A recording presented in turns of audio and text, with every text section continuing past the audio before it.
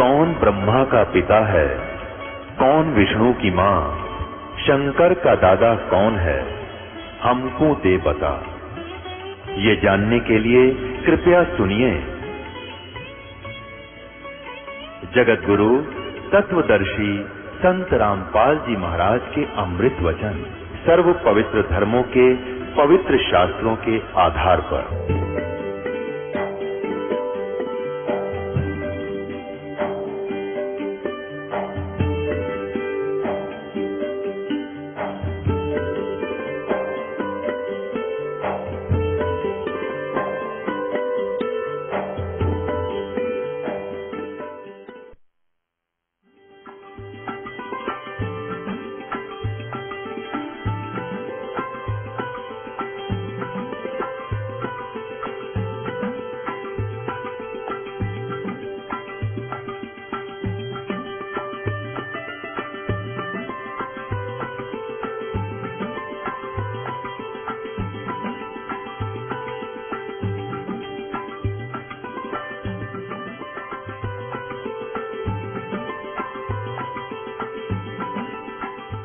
इस पवित्र पुराण ने हमारा बहुत सा काम हल्का कर दिया इस दास का।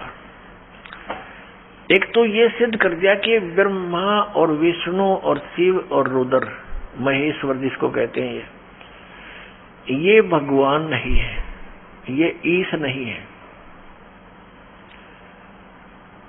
इसलिए दास कहता है कि तीन मुख्य रूप में दास के प्रवचनों में ये ब्रह्म समझो, एक सर्वब्रह्म, एक अक्षर ब्रह्म और तीसरा परम अक्षर ब्रह्म।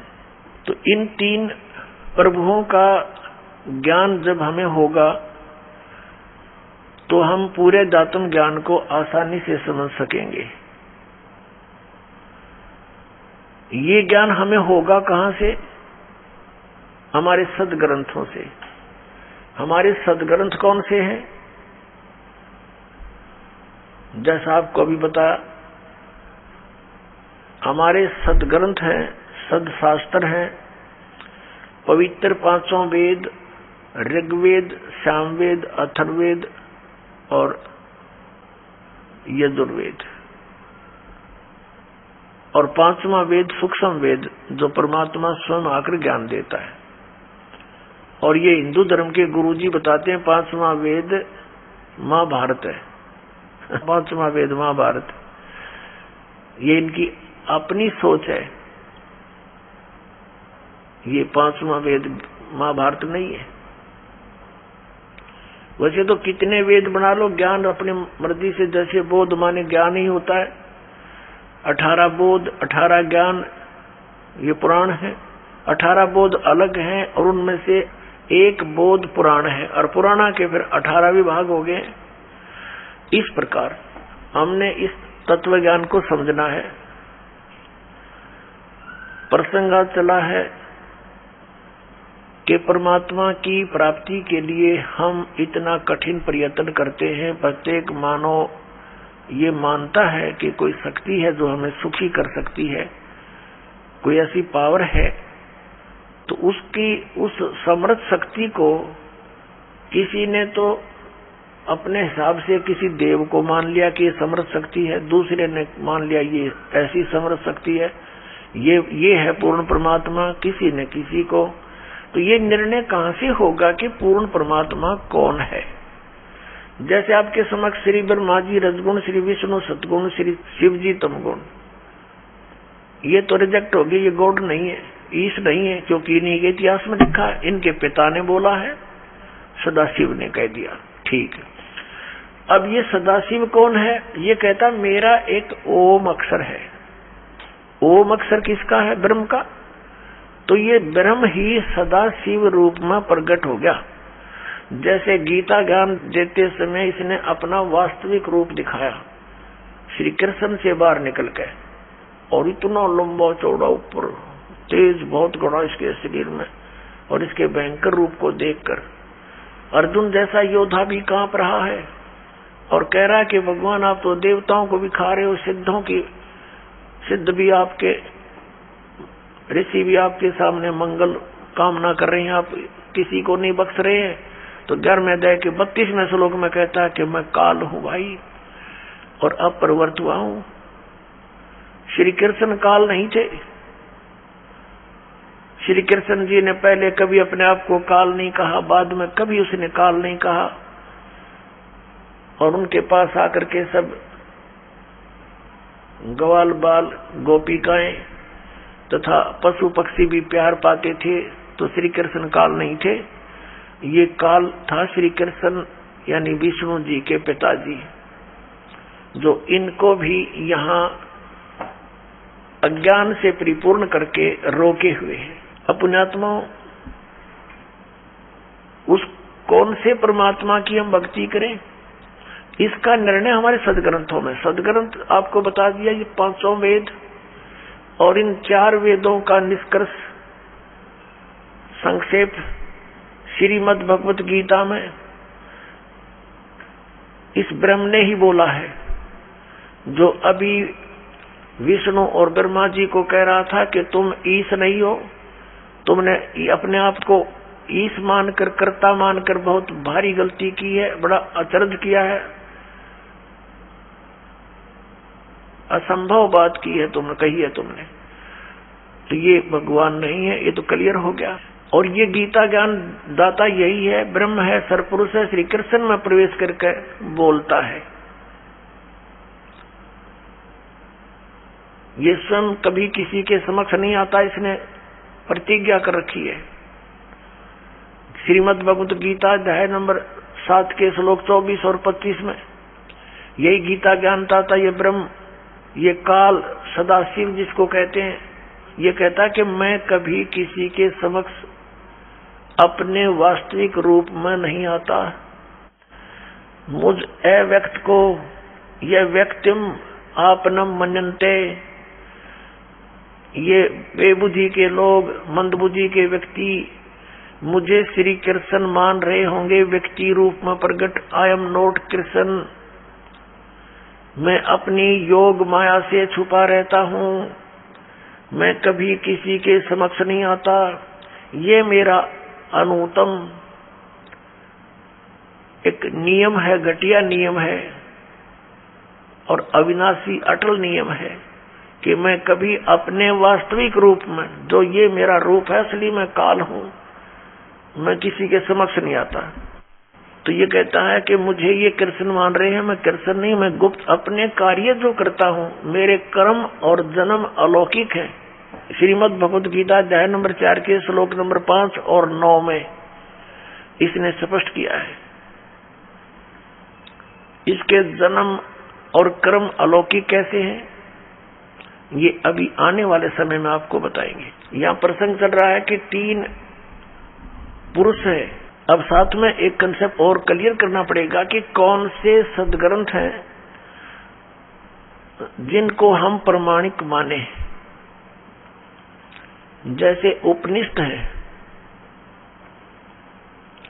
कोई कठो उपनिषद है, कोई मांडुक्य उपनिषद है।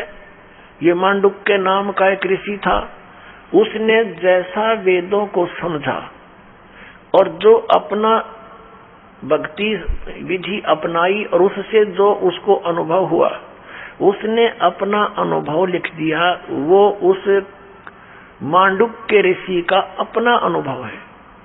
उस उपनिषद में जितना भी ज्ञान वेद और गीता से मिलता है तो वो वेद और गीता का है, बाकी का उस मांडुक्य के अपने घर का है, वो हमें मान्य नहीं है, जो वेद विरुद्ध है।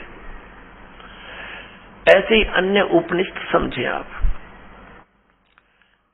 तो ये ऋषि कृत है और ये वेद और गीता ये परमात्मा कृत है, प्रभु कृत है।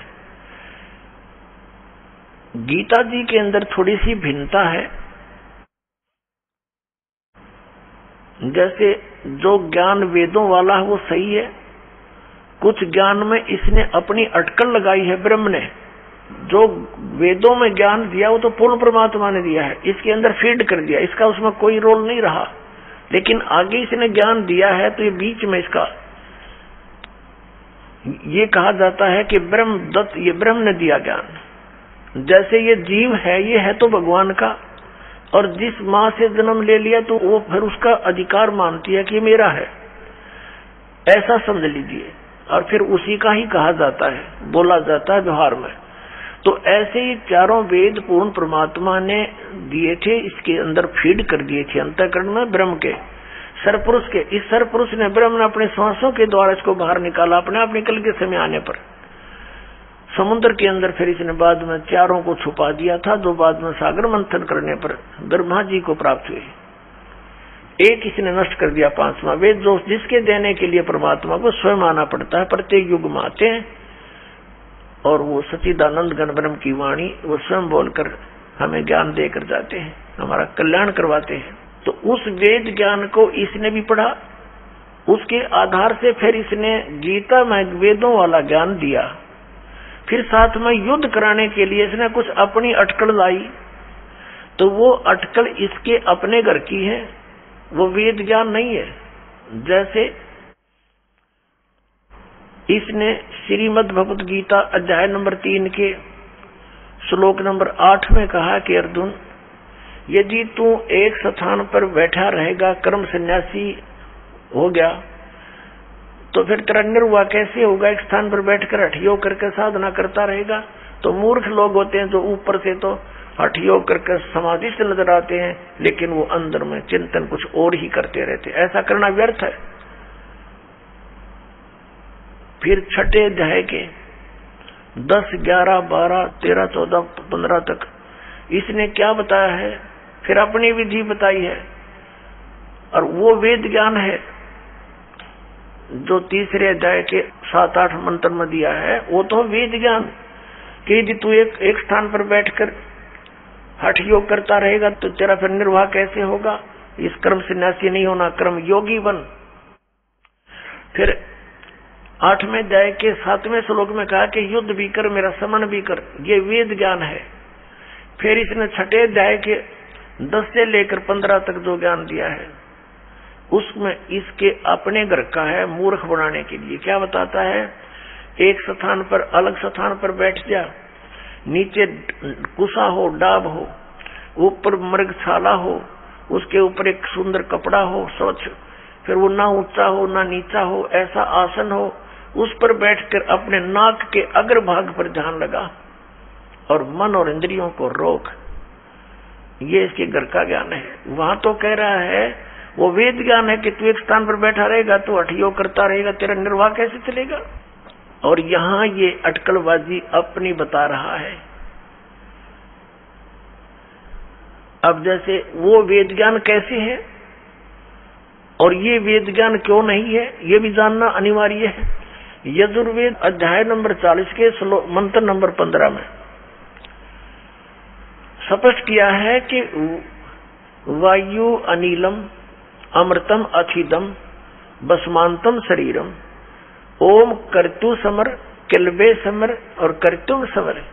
ओम नाम का सिमरण काम करते करते कर, विशेष कसक के साथ कर, और मनुष्य जीवन का परम कर्तव्य जानकर ओम का सिमरण कर। ऐसे ही सूक्ष्म वेद में कहा है परमेश्वर ने, नाम उठत नाम बैठत नाम सोवत जागवे, नाम खाते नाम पीते नाम से ती लागवे। नाम उठत नाम बैठत नाम सोत जागवे, नाम खाते नाम पीते नाम से ती लागवे। काम करते करते, चलते फिरते, उठ के बैठ के, जब भी जैसे भी सुविधा हो, उठते चलते नाम का सेवन कर, और नाम से मोक्ष होगा। केवल नाम ही है मोक्ष का। बाकी जो अन्य साधनाएं हैं, जो हठ योग आदि हैं, वो मोक्ष मार्ग नहीं है। उससे अन्य उपलब्धियां होती हैं जो मोक्ष मार्ग में सहयोगी नहीं, बाधक होती है। उसे सिद्धियां आ जाती है, प्रभुता बन जाती है, फिर वो भगवान स्वयं प्रभु बन जाता है, प्रभु को भूल जाता है, उसका दुर्भाग्य होता है। तो इसलिए हमने वही क्रियाएं करनी चाहिए जिससे हमारा मोक्ष हो, हमें मोक्ष प्राप्ति हो। अब यहाँ प्रसंग चल रहा है, उसी पर आते हैं कि जो वेदों वाला ज्ञान श्रीमद् भगवत गीता में है वो बहुत ज्यादा है। थोड़ी सी अटकल है इसकी अपनी। तो इसकी अटकल कैसी है? जैसे दूसरे अध्याय के 37 और 38 में एक बार तो कहता है कि अर्जुन तू सब लाभ हानि को भूल जा और युद्ध कर ले, और फिर तुरंत लाभ और हानि याद दिला रहा है कि यदि तू युद्ध में मारा गया तो स्वर्ग की प्राप्ति होगी, और यदि युद्ध में जीत गया तो तू पृथ्वी का राज भोगेगा, तेरे दोनों हाथों में लड्डू। तो ये इसकी अपनी बकवाद थी, जो उसको केवल युद्ध कराना ही उद्देश्य रखा हुआ था। अब यदि श्री कृष्ण जी गीता जी का ज्ञान दे रहे होते तो वो इतना जुल्म नहीं करवाते, क्योंकि वो तो बहुत युद्ध अप्रिय है, वो युद्ध करते ही नहीं, उनको युद्ध अप्रिय है। क्योंकि 3 बार गए थे वो शांति दूत बनकर, उनको इसी दृष्टिकोण से कहा करते थे, देखो भाई युद्ध बहुत बड़ी चीज होती है, टाइम पास करना, अपना टाइम पास कर लो, आधा आधा बांट लो।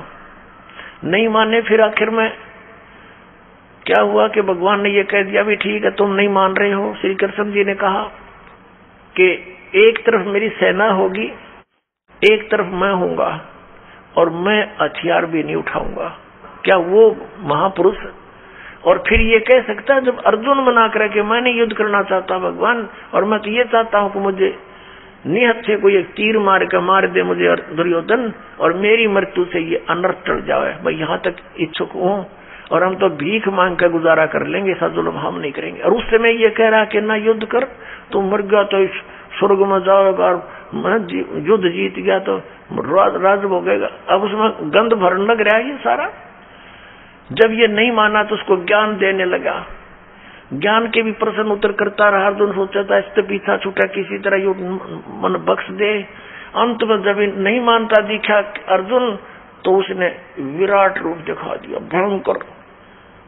अब कलेजा फट गया उसका, अर्जुन का। और लास्ट में फिर सारा कुछ ज्ञान देकर अपना, और कुछ वेदों का ज्ञान तो है इसमें अधिक। फिर लास्ट में 18 में जाए के 67-68 में पूछा है कि क्या तुझे ज्ञान हो गया, अब बोल क्या करेगा। अर्जुन बोला मैंने बहुत ज्ञान हो गया, मैं तो युद्ध करूंगा। अब उसने सारा दृष्टिकोण पढ़ लिया उसका कि ये युद्ध कराना चाहता है, और यदि मैंने मना कर दिया, इसने एक बार वो दृष्टि फिर दिखा दिया, मेरा हार्ट अटैक हो जाएगा, तो ये तो काम मेरा तो बनेगा। इसलिए अर्जुन ने कह दिया ठीक है भगवान, जो आपकी आज्ञा होगी वही करूंगा, और नाश करा दिया। अब हम आते हैं उसी निष्कर्ष पर, अपने आज के विषय पर। आज का विषय है कि हम परमात्मा की खोज में लगे हैं, और जाके ऊपर एती बीती, और कैसा है वो देश, अनल हक कहता चला मंसूर फांसी परवेश, और जाके ऊपर ऐसी बीती, कैसा होगा वो देश। हमें बताना चाहते हैं कि जिस देश को, जिस स्थान को पाने के लिए एक महापुरुष के ऊपर इतना बीता, ऐसा संघर्ष किया उसने, तो कैसा होगा वो देश। किसके विषय में?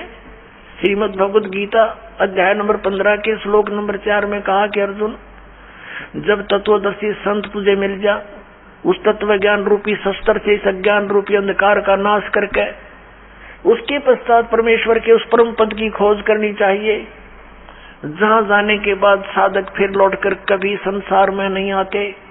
और जिस परमेश्वर ने सर्व ब्रह्मांडों की रचना की है, संसार रूपी वृक्ष की प्रवृत्ति जिससे विस्तार को प्राप्त हुई है, भावार्थ है कि जिसने सारे ब्रह्मांडों की, सब प्राणियों की, सबकी उत्पत्ति की है, और मैं उसी की शरण हूँ, केवल उसी की भक्ति करनी चाहिए। गीता ज्ञानदाता स्पष्ट कर रहा, अपनी भक्ति तो उसने बता दी अलग से 8वें अध्याय के 13वें श्लोक में कि मेरा ते को अक्षर है, नथिंग एल्स। इसकी भक्ति करने से ब्रह्मलोक प्राप्ति होगी, वो परम गति है। वहां जाने के बाद भी फिर वापस आना होगा, ब्रह्मलोक में गए हुए प्राणी भी वापस आते हैं। और गीता ज्ञानदाता 2 अध्याय के 12वें श्लोक में, और 4 अध्याय के 5वें श्लोक में, और 9वें श्लोक में, 10वें अध्याय के 2 श्लोक में गीता जी में कहता है कि अर्जुन, तेरे और मेरे बहुत जन्म हो चुके हैं, तू नहीं जानता, मैं जानता हूं। मेरे कर्म और जन्म अलौकिक है। इसे सिद्ध होगा कि इस गीता ज्ञानदाता कहता 8वें अध्याय के 13वें श्लोक में, ओम इति एकाक्षरम, ब्रह्म व्यवहारण माम अनुसमरण ये परियाति तदंदेहम स याति परमाम गतिम। मुझ ब्रह्म का केवल एक ओम अक्षर है, नथिंग एल्स। जैसा आप जी ने शिव महापुराण में अपनी आंखों देखा था कि मेरे मुख से ये ओंकार एक प्रणव मंत्र उच्चारण हुआ था और ये एक अक्षर हो गया इन ए उ में बिंदु नाद से मिलकर इन 5 अयों से एकीभूत होकर के ये एक अक्षर हो गया, ओम अक्षर हो गया। तो गीता अध्याय नंबर 8 के श्लोक नंबर 13 में, गीता अध्याय नंबर 8 के श्लोक नंबर 13 में ये वही कह रहा कि ओम इति एकाक्षरम ब्रह्म व्यवहारण माम अनुसमरण ये प्रियाति तदंदेहम स याति परमाम गतिम। मुझ ब्रह्म का यह एक ओम अक्षर है, नथिंग एल्स। अंतिम समय तक इसकी साधना भक्ति करता हुआ, श्रवण करता हुआ जो शरीर त्याग कर जाता है वह परम गति को प्राप्त होता। कौन सी परम गति? ओम से मिलने वाली स्थिति गति। वो क्या है? वो ब्रह्मलोक प्राप्ति है। 8वें अध्याय के 16वें श्लोक में कहा कि ब्रह्मलोक पर्यंत भी सभी पुनरावृत्ति के अंदर वहां गए प्राणी भी पुनर्जन्म हो आते हैं, क्योंकि ये खुद कहता है मेरा भी जन्म होता है, तेरा भी होता है। तो इससे जन्म मृत्यु और ये दीर्घ रोग परम शांति, ये दीर्घ रोग नहीं नष्ट हो सकता और परम शांति नहीं हो सकती। इससे ये भी सिद्ध हो गया कि गीता ज्ञानदाता वही है जो शिव महापुराण के अंदर ब्रह्मा और विष्णु को ये कह रहा था और शिव को और महेश्वर को उनसे भिन्न है। वो कह रहा था कि तुम ईश नहीं हो, तुमने सब मुझसे ही कुछ विभाग प्राप्त किए हैं और तुम प्रभु बन बैठे। और फिर ये भी कहा कि मेरा एक ओम अक्षर है, 5 अक्षर से बना हुआ, ये एकीभूत होकर के ये एक अक्षर ओम है, वर्ण है, ओम अक्षर है। तो इसे सिद्ध हो गया कि वही सदाशिव, वही काल ये गीता ज्ञान दे रहा है, जो श्री ब्रह्मा जी, श्री विष्णु जी, श्री शिव जी और इसी महेश और रुद्र को कह रहा पुत्र हो तुम मेरे। ये उनका पिता है, इनकी माता दुर्गा है। अब यहाँ प्रसंग फिर लाते हैं हम कि कैसा है वो देश। कहते हैं अनल हक कहता चला मंसूर फांसी परवेश, जाके ऊपर ऐसी बीती कैसा होगा वो देश। जिसके ऊपर ऐसा शीश भी दे दिया, टुकड़े टुकड़े हो गया, तो कैसा होगा वो देश। उसके विषय बता है गीता ज्ञानदाता कहता 18वें अध्याय के 62वें श्लोक में कि अर्जुन तू सर्वभाव से उस परमेश्वर की शरण में जा, उस परमेश्वर की कृपा से ही तू परम शांति को और सनातन परम धाम को प्राप्त होगा। ओए होए, परम शांति और सनातन परम धाम। सनातन परम धाम जो सदा रहने वाला, शाश्वतम स्थानम, मूल पाठ में लिखा है शाश्वतम स्थानम। शाश्वत माने सदा रहने वाला, अविनाशी, और स्थान को, धाम को, लोक को, वो स्थान उसको प्राप्त होगा और वहां परम शांति होगी। इससे सिद्ध गीता ज्ञान दाता से कोई अन्य है वो प्रभु, वो परमेश्वर, जिसकी शरण में जाकर साधना करने से, जिसकी साधना करने से वो परम शांति हो सकती है और वो स्थान प्राप्त हो सकता है जहां जाने के बाद साधक फिर लौटकर कभी संसार में नहीं आते। वो गीता ज्ञान दाता से अन्य है, भिन्न है।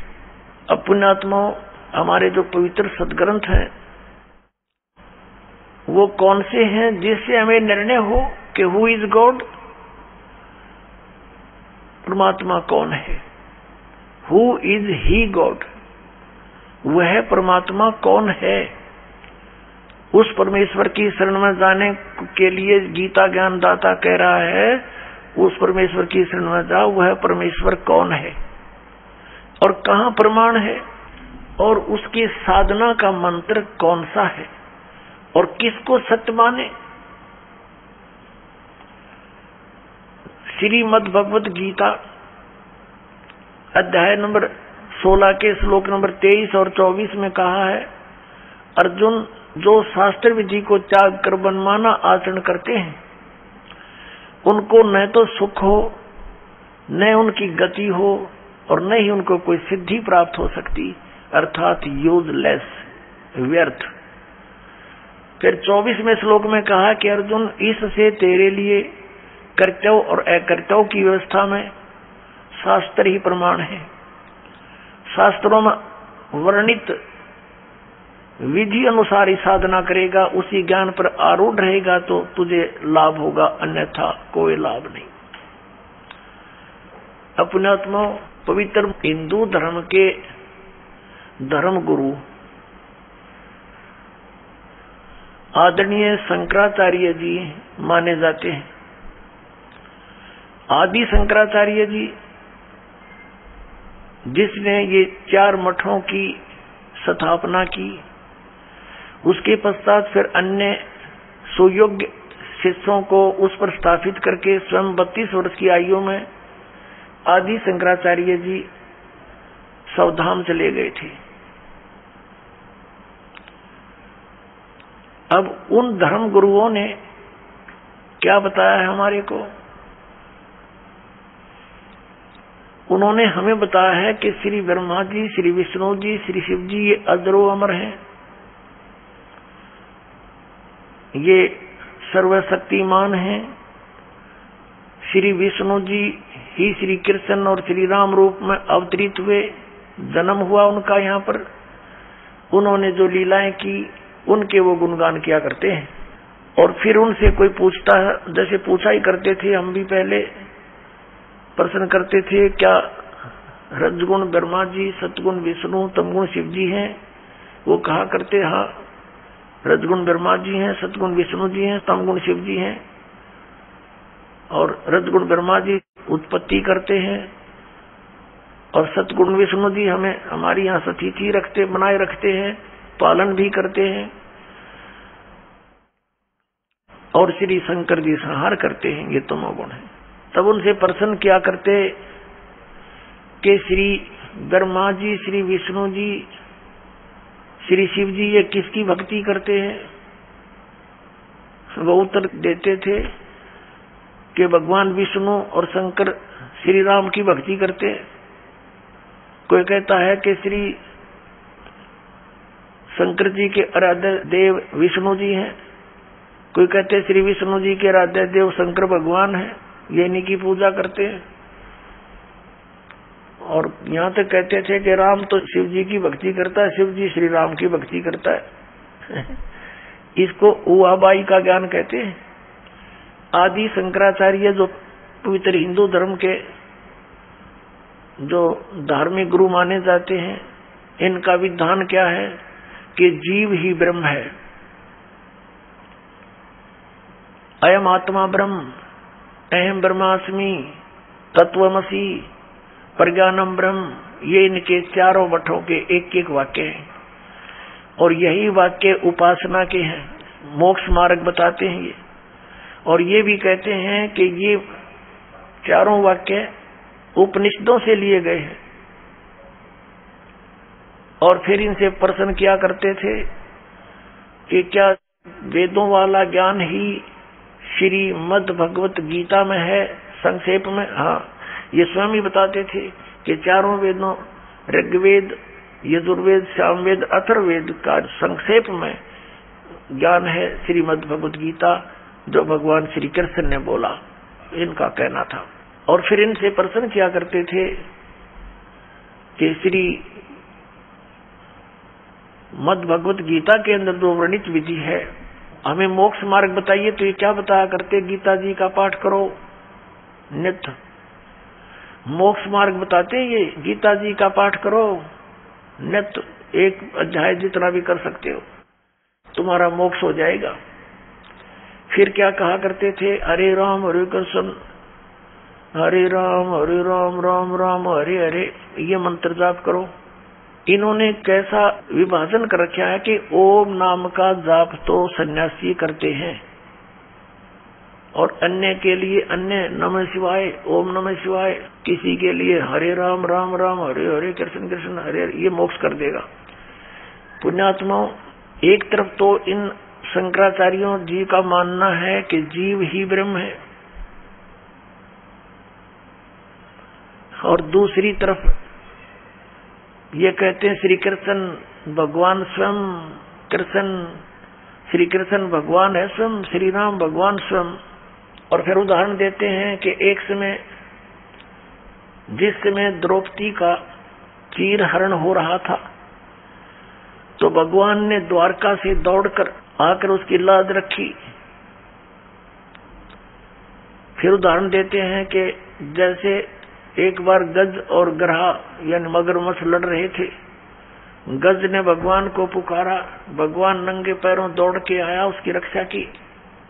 और फिर ये भी उदाहरण देते हैं, ये बोले समाज को, अपने अनुयायियों को कहते हैं कि भगवान कैसे दयालु हैं कि श्री रावण को अंगद भी मार सकता था, हनुमान भी मार सकता था, लेकिन वो अपने हाथों से मारकर उनका उद्धार करना चाहते थे, उनको परम गति देना चाहते थे। ऐसे ही कंस को भी अपने हाथों से मारकर उसको परम गति दी, क्योंकि भगवान के हाथों से मरने से परम गति हो जाती है। अब पुण्यात्माओं, ये कोई बात हो इनकी, ये कोई ज्ञान है, कोई आधार है इनकी ज्ञान का? एक तरफ तो कह रहे हैं जीव ही ब्रह्म है, तुम ब्रह्म, तुम स्वयं ही परमात्मा है। जैसे एक उदाहरण देते हैं, ये इनके इतिहास को दास ने पढ़ा, इनके सदग्रंथों को देखा, उदाहरण दे रखा है कि एक व्यक्ति, एक शिष्य गया गुरुजी के पास कि मैं किस देव की, किस भगवान की उपासना करूं, मुझे उसका ज्ञान कराइए। तो गुरुदेव ने बताया कि तू खुद ही भगवान है, तू ही परमात्मा है, तू अज्ञानता से अपने आप को जीव समझ रहा है, बस वो भगवान बन गया, उसको ज्ञान हो गया शिष्य को। वाह भाई वाह, कितना सिंपल, कितना साधारण से ज्ञान हो गया। और फिर ये मंत्र जाप करते, हरे राम राम राम कृष्ण कृष्ण हरे हरे। फिर ये किस लिए? जब तुम ही जीव ही परमात्मा है, फिर ये किस लिए कर रहे हो? ये कीर्तन किसका कर रहे हो? भगवान का। भगवान तुम राम को भी मानो, श्री कृष्ण को भी भगवान मानो, और विष्णु जी भी भगवान, शंकर भी भगवान, नारायण भी भगवान थारे। और फिर नो के जीव ब्रह्म, और ब्रह्म को कहते हो तो सर्वव्यापक है, निराकार है, यानी आत्मा को कहते हैं कि ये आत्मा ही सर्वव्यापक है और परमात्मा कोई नहीं, जीव ही ब्रह्म है। फिर नो कहें कि उसका गद की रक्षा के लिए, हाथी की रक्षा के लिए भगवान दौड़े दौड़े आए। देखे सिर पैर नहीं इनके ज्ञान का। ये तो ऐसी कथा है इनकी, जैसे एक दादी माँ अपने पोत्र पोत्रियों को शाम के समय सुलाते समय कथा सुनाया करती। एक बुढ़िया कथा सुना रही थी, बच्चे सो नहीं रहे थे रात्रि के समय। कह रही थी, बेटा एक मकान पर एक भूतनी बैठी थी, प्रेतनी, लंबे लंबे दांत थे, मोटी मोटी आंखें थी और पीछे से पैर मुड़े हुए थे, उसके घुटनों से पीछे ऐसे बैठी थी, उसके पैर काम नहीं करते, मुड़े हुए थे। और जो बच्चे रात्रि के समय देर तक जागते हैं ना, उनको उठाकर दौड़ जाती है। अब बच्चे कहने लगे, दादी माँ जिसके पैर मुड़े हुए हों वो दौड़ेगी कैसे? तो बुढ़िया कहती है, सो जा हाउ आ जाएगा। अब बच्चे पूछते हैं, वो हाउ कैसा होता है? कि तुम ही तो हाउ हो, सर दर्द कर रखा, पड़ जाओ। इनका तो यो ज्ञान है इन शंकराचार्यों का, और कितने देश को भ्रमित करे बैठे। आज का तो विषय हम उसी पर आते हैं कि श्री ब्रह्मा रजगुण, श्री विष्णु सतगुण, श्री शंकर तमगुण, महेश्वर तमगुण, ये भगवान नहीं है। ये तो आपको सिद्ध ही कर दिया दास ने, इन्हीं के इतिहास में दिखा दिया, श्री शिव पुराण में और विद्वेश्वर संहिता के अध्याय नंबर 7, 9 और 10 के अंदर। अब बाकी बचे 3 पुरुष जो दास कहता है कि 3 पुरुष मुख्य तौर पर अध्यात्म ज्ञान के अंदर आते हैं, एक सरपुरुष, एक अक्षर पुरुष और तीसरा परम अक्षर पुरुष। इन्हीं को अन्य शब्दों में सरब्रह्म, अक्षर ब्रह्म और परम अक्षर ब्रह्म, और अन्य शब्दों में ईश्वर, परमेश्वर कहा जाता है। ये कहाँ प्रमाण है? अब दास ने ये तो प्रमाणित आपके समझ कर ही दिया कि हमने सदग्रंथों के अतिरिक्त अन्य किसी भी दंत कथा को स्वीकार नहीं करना है जो वेदों, गीता और सूक्ष्म वेद में प्रमाणित ना हो। और इसी का समर्थन पवित्र श्रीमद् भगवद गीता अध्याय नंबर 16 के श्लोक 23 और 24 से हमें प्राप्त हुआ। तो इसे कंसेप्ट क्लियर हुआ कि इसके अतिरिक्त जो वेदों में वर्णित और गीता में वर्णित विधि है तो वो हमें मान्य है और वही हमारी मोक्षदायक है, कल्याणकारक है, उससे अतिरिक्त नहीं। अब ये जैसे शंकराचार्य जी और अन्य जितने भी हिंदू धर्म के गुरुजन हैं, ये श्रीमद् भगवद गीता को श्रोधार्य बताते हैं, अनमोल ग्रंथ बताते हैं और भगवान श्री कृष्ण जी द्वारा दिया गया एक अनमोल रतन बताते हैं। वास्तव में तो ये ज्ञान किसने बोला, इनकी बुद्धि वहां तक पहुंच नहीं सकती, क्योंकि जो बाल बुद्धि वाले हैं इनका तो कोई ज्ञान का सिर पैर नहीं है। फिर भी ये दास उसको समझाने के लिए पूरा प्रयत्न करेगा और सत्य है जो दास बताएगा वो फाइनल है, सदग्रंथों में प्रमाणित है। अब ये जाप करते हैं हरे कृष्ण हरे राम और कई तरह देरा देशा मिला दे या ओम नमः शिवाय, और बाकी का आपको बताई दिया कि अयम ब्रह्म, अयम आत्मा ब्रह्म, या आत्मा ही ब्रह्म है। बता फिर क्यों डरे डोरे हो, जब आत्मा ही ब्रह्म है तो बैठो आराम से। तो कुत्ते की आत्मा ही ब्रह्म है, फिर तो शहर से पट्टे करती फिर हवा। अरे हम यहाँ बुरा हाल हुआ पड़ा है, अज्ञान के कारण हम ऐसे आप दंत कथा बना बैठे, ना वेद ज्ञान और न इनके पास कोई अन्य शास्त्र से परिचित, ये अपना दंत कथा बना रखी है। अपने आत्मा श्रीमद् भगवद गीता में जो विधि वर्णित है भगवान के स्मरण की, उसके अतिरिक्त जो नाम जाप किए जाते हैं वो शास्त्र विधि को त्याग कर मनमाना आचरण है, वो यूजलेस है। हरे राम हरे कृष्ण कृष्ण कृष्ण हरे हरे ओम नमः शिवाय आदि ये मंत्र व्यर्थ है। और बाकी ये ओंकार, रंकार, ज्योति निरंजन, सतनाम आदि ये 5 नाम है, ये व्यर्थ है। अकाल मूर्त शब्द स्वरूपी राम सतपुरुष, ये व्यर्थ नाम है, ये मोक्षदायक नहीं है, ये उपमात्मक नाम है। उस सतपुरुष को तो हमने पाना है, उस अकाल मूर्त को तो पाना है जिसके गुण गाए जा रहे हैं, उसकी विधि प्रोसीजर अलग है उस परमेश्वर के पाने का। जैसे जमीन में जल है, पृथ्वी के अंदर जल है तो जल पानी नीर, जल पानी नीर कहते रहो, लेकिन वो मिलेगा कैसे वो जल पानी नीर? उसका प्रोसेस न्यारा है, उसका प्रोसीजर अलग से है, हैंड पंप लगाया जाता है और तब वो जल पानी नीर मिलता है।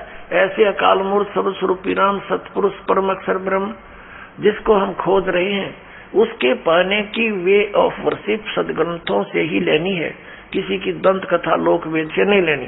श्रीमद् भगवत गीता में 8वें अध्याय के 13वें श्लोक में लिखा है कि ओम इति एकाक्षरम ब्रह्म व्यवहारण माम अनुसमरण ये परियाति तजन देहम स याति परमाम गतिम।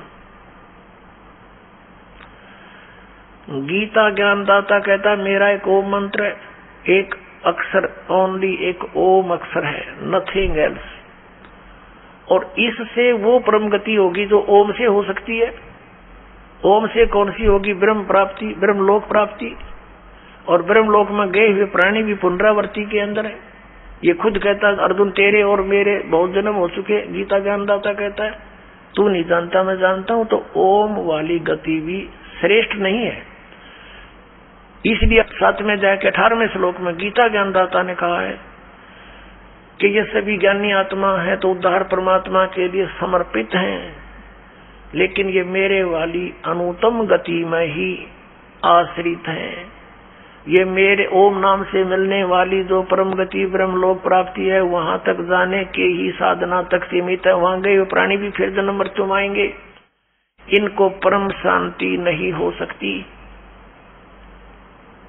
परम शांति के लिए तो उसने कंसेप्ट क्लियर कर दिया है 18वें अध्याय के 62वें श्लोक में कि अर्जुन तू सर्वभाव से उस परमेश्वर की शरण में जा, उसकी कृपा से परम शांति को और सनातन परम धाम को प्राप्त होगा।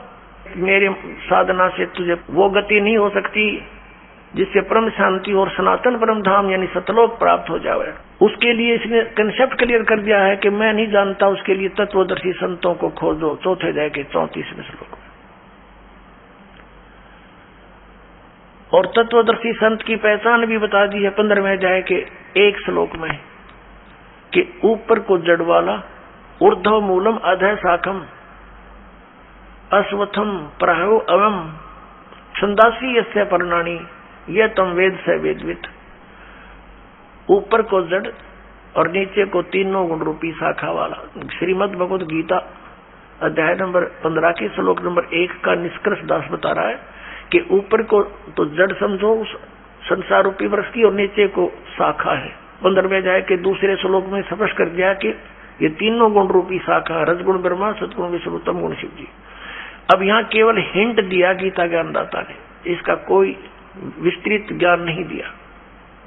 उसके लिए ऑप्शन छोड़ दिया कि तत्वदर्शी संत बताएंगे और फिर पहचान बताएंगे। तत्वदर्शी संत कौन होगा? वो तत्वदर्शी संत की क्या पहचान है कि जो इस उल्टे लटके हुए संसार रूपी वृक्ष के सभी विभाग बता देगा। स वेदवित, वह वेद के तात्पर्य को जानने वाला है, वो तत्वदर्शी संत है। तो ये ज्ञान परमात्मा ने स्वयं आकर के 600 वर्ष पहले उस परम अक्षर ब्रह्म ने अपने मुखारविंद से बोलकर कबीर वाणी में उस 5वें वेद में सूक्ष्म वेद में बोला था। उस कबीर परमात्मा ने, उस धाणक कबीर ने, जुल्हाए कबीर ने, वो परम अक्षर ब्रह्म है, उन्होंने बोला था अक्षर पुरुष एक पेड़ है, निरंजन यानी सरपुरुष वा की डार, और तीनों देवा शाखा हैं, ये पात रूप संसार। ये ज्ञान परमात्मा ने 600 वर्ष पहले दिया था। देखिएगा, ये उल्टा लटका हुआ संसार रूपी वृक्ष जानो। परमेश्वर कबीर देव जी ने, कबीर साहब ने, परम अक्षर ब्रह्म ने 600 वर्ष पहले ये ज्ञान दिया था कि अक्षर पुरुष एक पेड़ है और सरपुरुष वा की डार, और तीनों देवा शाखा हैं, ये पात रूप संसार। जो जमीन से बाहर दिखाई देता है वो हिस्सा पेड़ कहलाता है, वृक्ष कहलाता है, और जड़ें गुप्त होती हैं, प्रोक्ष होती हैं, अनविजिबल होती हैं, लेकिन होती हैं।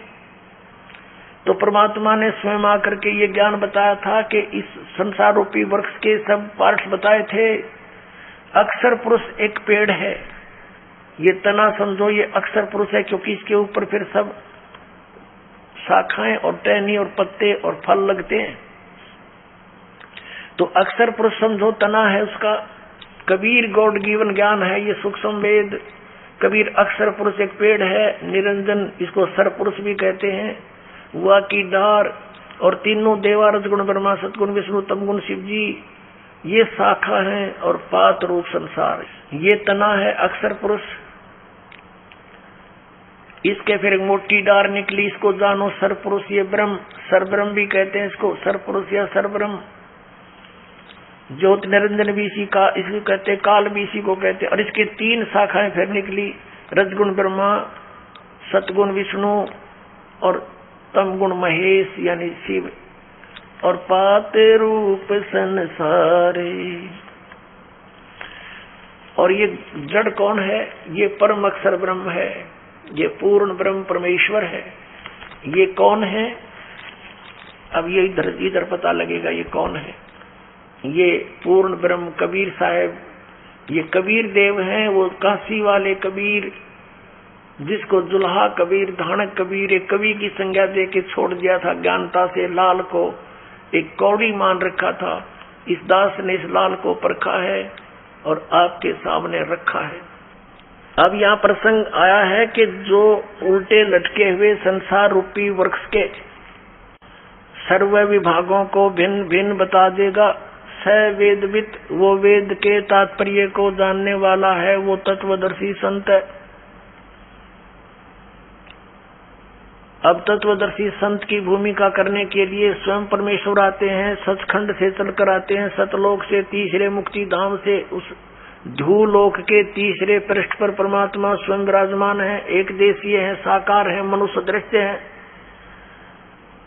और वहां से वो गति करके सह शरीर आते हैं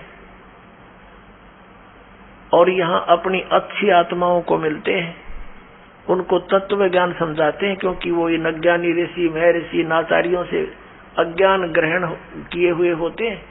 उनको फिर ये तत्व ज्ञान दिखाते हैं, अपनी सतीथि से परिचित कराते हैं, सचखंड सतलोक ले जाकर वापस छोड़ते हैं, अपना गवाह बनाते हैं। फिर वो संत उस परमेश्वर के द्वारा प्राप्त ज्ञान और आंखों देखे उस पूरे ब्रह्मांडों को, सतलोक को, फिर अपनी वाणी में ढोल के डंके पर आवाज लगाकर सुनाते हैं, कहते हैं कि कबीर इज गॉड, धानक रूप रहा करतार, अनंत कोट ब्रह्मांड का एक रति नहीं भारे, सतगुरु पुरुष कबीर हैं ये कुल के सिरजनहार। उन महापुरुषों ने जिनको परमात्मा का साक्षात्कार हुआ और सचखंड सतलोक वो स्थान देखा जहाँ भगवान रहता है, उन्होंने सब ने बताया कि परमात्मा साकार है, सह शरीर है, उसका नाम कबीर है, वो मनुष्य दृश्य है, और ये वही परमात्मा काशी के अंदर धानक रूप जुल्हा रूप में प्रकट हुए थे और तत्व ज्ञान देकर चले गए थे। अब गीता जी अध्याय नंबर 15 के श्लोक नंबर 1 में स्पष्ट हो गया कि तत्वदर्शी संत वो होगा जो इस संसार रूपी वृक्ष के सभी पार्ट्स को, सभी विभागों को भिन्न भिन्न बतावे। पुण्यात्मा परमात्मा खुद आए थे वो ज्ञान देने के लिए, और इन अज्ञानियों के कारण, इन ऋषि महर्षि आचार्य मंडलेश्वरों नकली गुरुओं के कारण इस अज्ञान को सुनकर हमने इस लाल को तो कौड़ी बनाकर डाल दिया कूड़े के टोकरे में, और कौड़ी हमने उठा के छाती का लगा रखे थे। ये जो पूजा के योग्य भगवान नहीं थे, जो भगवान ही नहीं थे, उनके हम पूज रहे थे। इसी 15वें अध्याय के 1 से लेकर 4 का निष्कर्ष है कि अक्षर पुरुष एक पेड़ है, निरंजन वा की डार, तीनों देवा रजगुण ब्रह्मा सतगुण विष्णु तमगुण शिव जी ये शाखा है, और पात रूप संसार हम नीचे हैं, हम पात रूप में। और परमात्मा मूल कौन है? वो परमाक्षर ब्रह्म है। उसको परमाक्षर पुरुष कहो, चाहे परमाक्षर ब्रह्म कहो, चाहे उसे परमेश्वर कहो, परमेश्वर। अब फिर क्या बताया है कि पुनर्विद्या के 4थे श्लोक में कहा कि उसके पश्चात उस तत्व ज्ञान रूपी शस्त्र अर्थात उस अज्ञान नाशक हथियार के द्वारा इस अज्ञान का नाश करके, यानी तत्व ज्ञान समझकर उसके पश्चात परमेश्वर के उस परम पद की खोज करनी चाहिए, जहां जाने के बाद साधक फिर लौटकर कभी संसार में नहीं आते, उनको पूर्ण मोक्ष प्राप्त होता है। और जिस परमेश्वर ने सब ब्रह्मांडों की रचना की है, अब गीता ज्ञानदाता तो इस संसार रूपी वृक्ष के यानी ब्रह्मांडों का रचनहार भी नहीं है, क्योंकि गीता जी अध्याय नंबर 15 के श्लोक नंबर 3 में कहा कि अर्जुन, इस संसार रूपी वृक्ष का यानी सारे ब्रह्मांडों की जानकारी मैं नहीं जानता।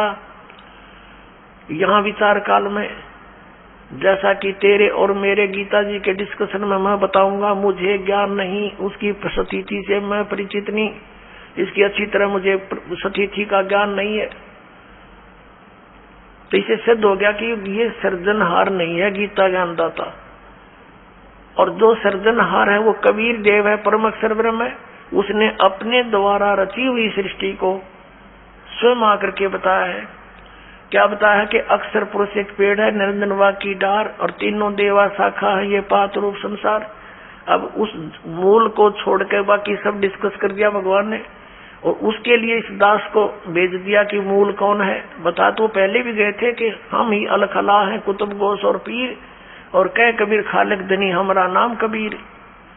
हम सारी सृष्टि के रचनहार हैं और मैं खुद परमात्मा हूं, लेकिन हमने इन अज्ञानियों के विधान अनुसार उस भगवान को नहीं पहचाना कि कबीर इज गॉड। और इनफैक्ट कबीर इज गॉड। अब सब प्रमाणित आपके सामने होंगे, वास्तव में कबीर भगवान है। तो पुणात्मा हमने भगवान चाहिए, और सदग्रंथों में प्रमाणित वही भगवान जो हमारे सदग्रंथ वेद और गीता जो बताती है, उसमें जो प्रमाण है वही गॉड। उसके लक्षण मिलते हैं वो भगवान, वो गॉड, और उसके लक्षण नहीं मिलते तो गॉड नहीं है। तो फिर हमने उसकी आवश्यकता क्या है? तो गीता जी अध्याय नंबर 15 के श्लोक नंबर 16 और 17 में 3 पुरुष बताए, एक सरपुरुष, दूसरा अक्षर पुरुष और तीसरा परम अक्षर पुरुष। अब गीता जी अध्याय नंबर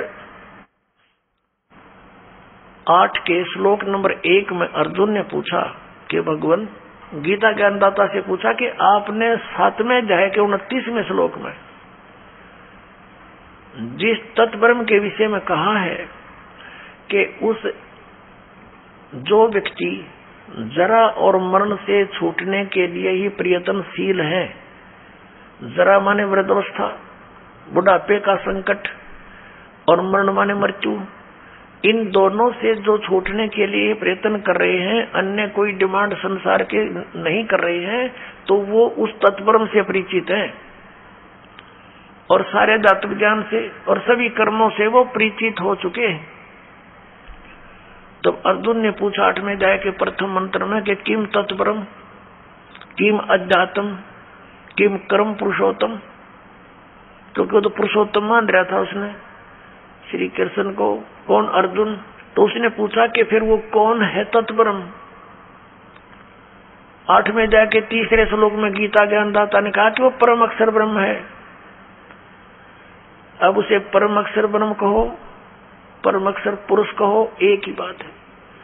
8वें अध्याय के 5 और 7 में गीता ज्ञानदाता कहता है कि अर्जुन तू युद्ध भी कर, मेरा समन भी कर, मुझ में भावित रहकर मुझ में श्रद्धा रख के भक्ति करता हुआ शरीर छोड़कर जाएगा तो मुझे प्राप्त होगा। 8वें अध्याय के 6ठे श्लोक में कहा कि अर्जुन ये विधान है कि अंत समय में जो जिसके ऊपर आसक्त होता है, जिसमें जिसकी भावना रहती है, जिसके ऊपर वो भावित रहता है भाव में, उसी को प्राप्त होता है। यही सूक्ष्म वेद में कहा कि जहाँ आशा ता बासा होई, मन कर्म वचन सुमरियो सोई। अब आज तक के जितने भी पवित्र हिंदू धर्म के धर्मगुरु थे, इन्होंने गीता जी के अध्याय नंबर 5 और 7 का तो अनुवाद कर दिया। अनुवाद मैंने अपने प्रवचनों में इसका तो वर्णन करते रहे कि भगवान कहता मेरी शरण में आ जा, तो युद्ध भी कर मेरी शरण में आ जा। लेकिन 8वें अध्याय के 8, 9, 10 भी गीता जी में लिखे हुए, उनके विषय में टिप्पणी क्यों नहीं की इन्होंने आज तक? क्योंकि ये इनको ज्ञान नहीं था, ये तत्व ज्ञान से अपरिचित है, ये स्वयं भी भ्रमित है, पूरे समाज मानव समाज को इन्होंने भ्रमित कर रखा है। उसमें क्या कहा? 8 और 9 और 10 में कहा कि उस परम अक्षर ब्रह्म की साधना करने वाला उसी को प्राप्त होगा, उसकी साधना करने वाला उसी को प्राप्त होगा। उसके मंत्र के बारे में 17वें अध्याय के 23वें श्लोक में कहा कि उस सच्चिदानंद घन ब्रह्म के पाने का इस 3 मंत्र की साधना है, 3 मंत्र की का जाप करना है। ओम तत्सत इति निर्देश है ब्रह्मण तिर्विध समर्थ। ब्रह्मण माने सच्चिदानंद घन ब्रह्म का। इस ओम तत्सत ये 3 मंत्र का जाप 3 विधि से करने, स्मरण करने का है। 3 विधि है इसके स्मरण करने की। और ओम तो ये सरपुरुष का, सरब्रह्म का, ब्रह्म का कहो, ये तो सार्वजनिक रखा है। और तत् और सत ये सांकेतिक है, ये दास बताएगा इस पृथ्वी पर। इस दास के अतिरिक्त किसी के पास ये यथार्थ मंत्र नहीं है, और ना यथार्थ ज्ञान है, आज तक किसी के पास नहीं था। या तो भगवान के पास था, भगवान ने दर्शन में आकर बोला था, या उन महापुरुषों के पास था जो उनसे परिचित हुए थे, उसके पश्चात ये बिल्कुल लुप्त प्राय हो गया था। उसको पुनः जागृत करने के लिए इस दास की सेवा दी परमेश्वर ने। इस दास को भेजा है आप पुण्यात्माओं के तक इस सत संदेश को पहुंचाने के लिए।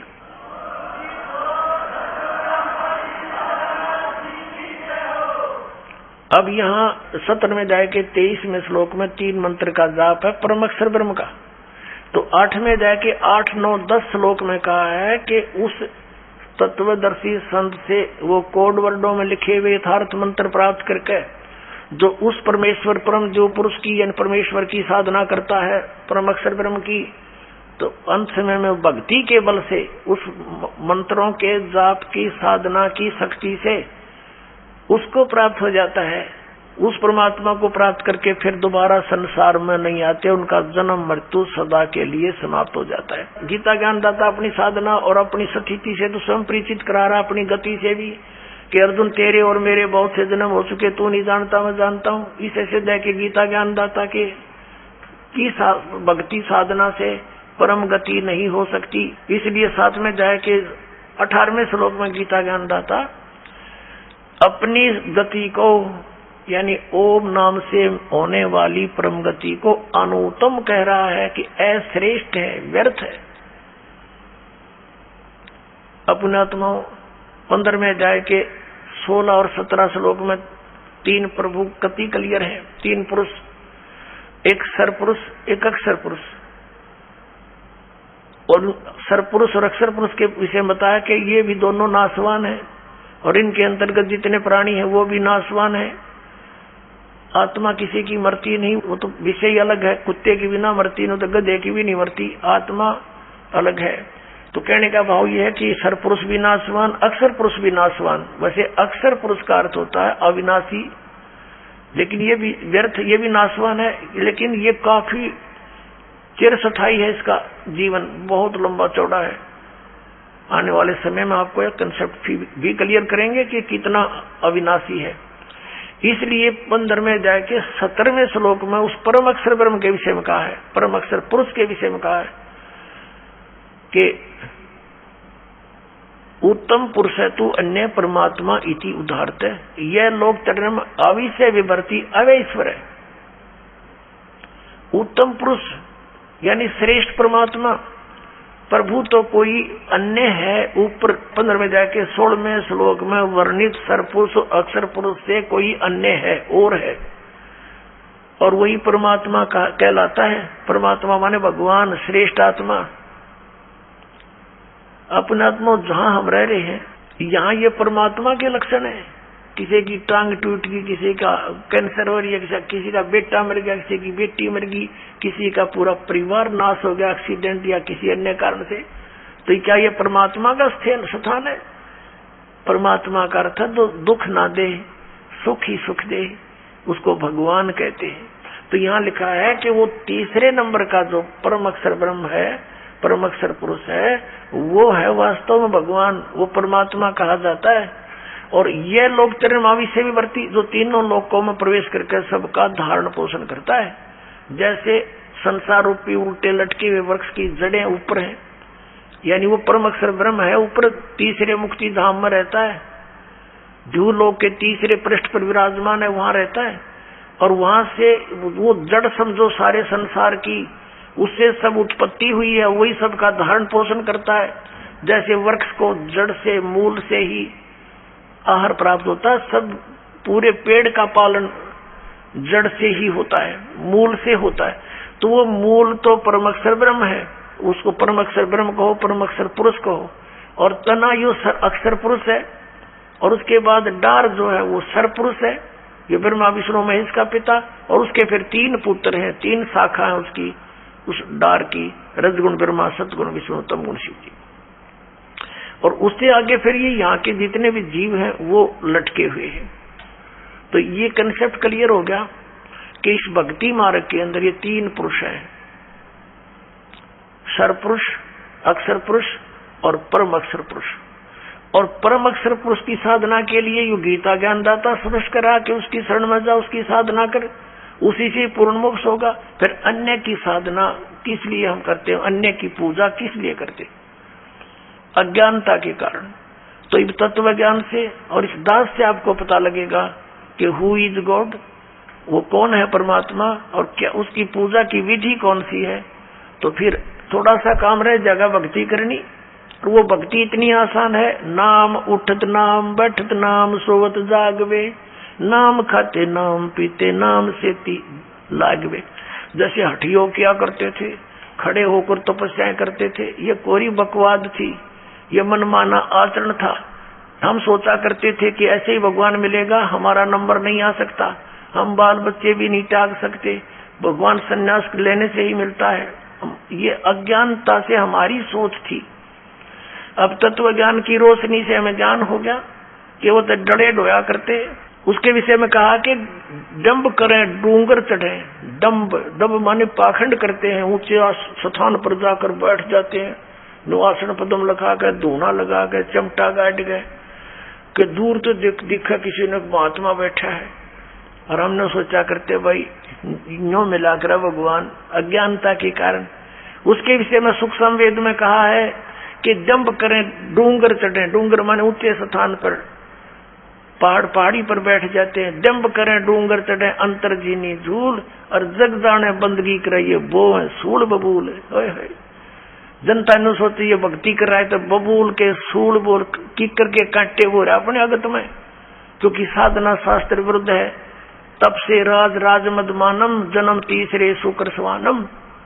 तपेश्वरी सो राजेश्वरी, राजेश्वरी सो नरकेश्वरी। जितना अधिक तप करेगा उसको अधिक राज मिलेगा, अधिक समय तक नरक में डाला जाता है। क्योंकि तप से राज मद मानम, इतना अभिमान हो जाता है राजा में, आगा पीछा कुछ नहीं देखता, ना जाने कैसी सजाएं दे डालता है, ना जाने कितने जीवों को मरवा डालता है अपने राज को सुरक्षित करने के लिए। फिर उस बच्चों को सारे भोगने पड़ते हैं।